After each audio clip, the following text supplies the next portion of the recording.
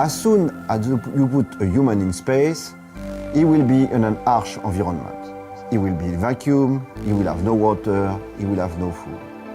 So you need to be able to provide all this metabolic need to the astronaut. This is what we call the life support technologies. So far, on board space station, the water, the food and the oxygen is mainly transport from Earth.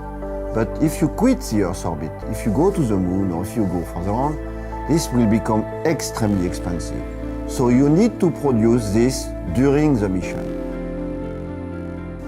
So all the waste of the mission will be progressively transformed in order to produce the oxygen, the water and food. In Europe, the project is called Melissa, and the objective is really to recreate an artificial ecosystem who is mimicking a terrestrial lake, from waste transformation up to oxygen, water and food.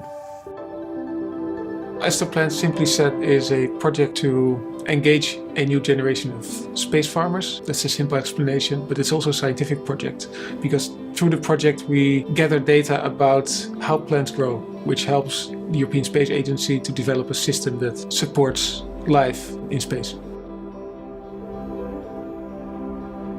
We work on the higher plant compartment, so actually the food compartment where you grow food for the astronauts. This is where the question or the challenge comes in, where you really need to understand how plants grow under different circumstances because you want to steer and to determine how they grow.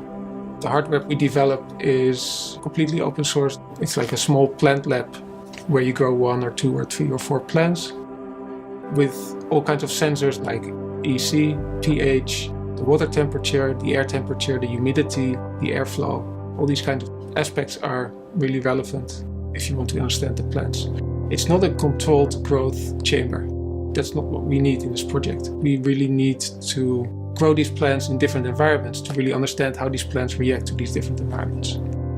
You monitor and gather the data of the entire growth, and we involve the users of the kit or the owners of the kit to participate in this scientific process. What they are developing is plant models, like mathematical models, that they can use to simulate this environment before they can actually build the technology that goes into space.